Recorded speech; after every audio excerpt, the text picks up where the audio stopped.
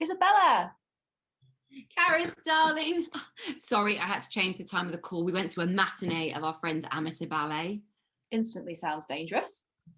It was awful. The lead dancer tripped whilst carrying the leading lady, and then they all crashed into the back of the set, which wobbled precariously. I thought it was all going to be fine, but then one dancer tried to stand up and knocked it further, and then it all came crashing down. That's why you don't go to amateur ballet. I don't know. I thought it was fun in a way. Kai and I went for a drink afterwards, and they all came over looking very bruised, but still oddly triumphant about the whole thing. I overheard them doing a lot of backslapping and saying things like, the show must go on. Couldn't help but think in that instant that it would have been good if the show hadn't gone on, but what do I know? I would have sloped off myself, tended to my wounds. So they should have. I expect they all sat there looking at you for compliments. Of course. And knowing you utterly refused to deliver. Of course. And knowing Kai, he absolutely did. I hear my name. Hi, Kai. We were just saying how you got into the silent demands for attention. Oh, I felt bad for them. Of course you did. He always does this, Isabella. He goes over and says something, but still tries to tell the truth. I remember after one particularly bad amateur opera we went to, he ended up infusing about the lighting for about half an hour. Of course. I like your scarf, Kai. Thank you. Isabella chose it. You look so much more vibrant in colourful colours, I think. I like your necklace, though. Oh, thank you. It's actually an heirloom, one of my great aunts or something. Oh, is this the gift from a friend?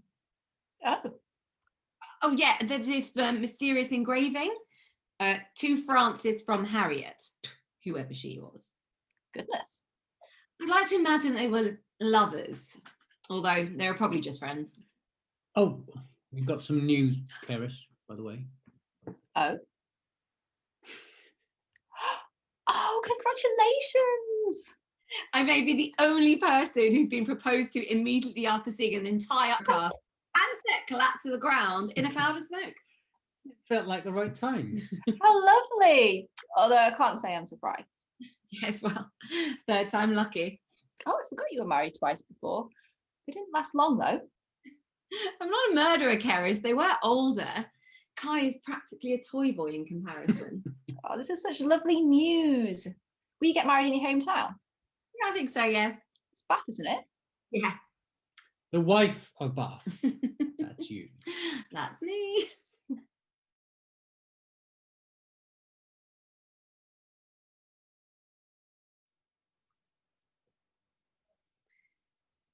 It would be easy to suppose I was a murderer with my number of previous husbands. But I promise you, I'm not a sinister person. They were, quite simply, very old.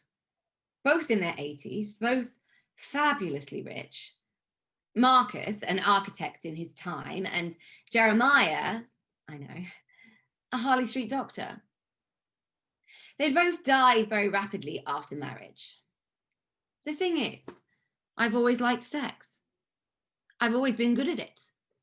And while my 80-year-old spouses weren't exactly what I would choose in this world, I was determined to be a faithful wife and get my dues too. You should have seen Marcus's face when I demanded he remove his trousers on our wedding night. But Isabella, I didn't think that we would. Death came as a release to him only 3 nights later. Poor Jeremiah didn't make it past the first night. I removed one bra strap and he had a heart attack. You might think that I'm a gold digger, and it's certainly true. I married them for their money, so in that sense, I might as well packed up the shovel and travelled west. But I don't think there is any shame in it.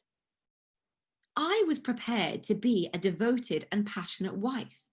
It's just a shame that my passion rather overawed them both. Luckily, they both changed their wills prior to the marriage. I insisted. At 80 years old, you never know when they might drop. And I made some solid investments with my inheritance. 7 ISAs. I play the stock markets a little just for fun. And fun is what I'm out for now.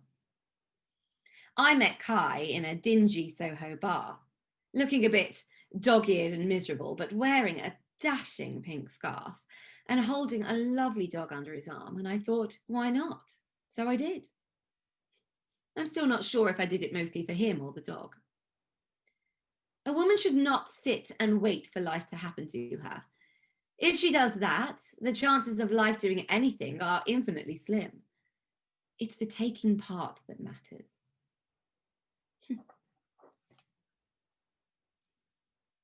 There's a story about this necklace. The story goes that great Aunt Frances was given it by her friend Harriet, who was perhaps more than a friend. And they ran away together in the dead of night, leaving behind husbands and children and households. And perhaps they ran away somewhere, perhaps London, and found something new together.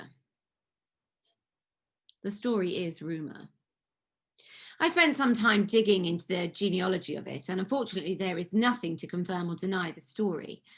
There are no records of 2 women living together with those names and backgrounds, trying to defy the coolness of the world that opposed their very existence. Indeed, for all I know, none of it is true, and there was no eloping. But that story is told by men. I have learned to turn perhaps into the definite. One gets what one gets. You take what you're dealt and play it.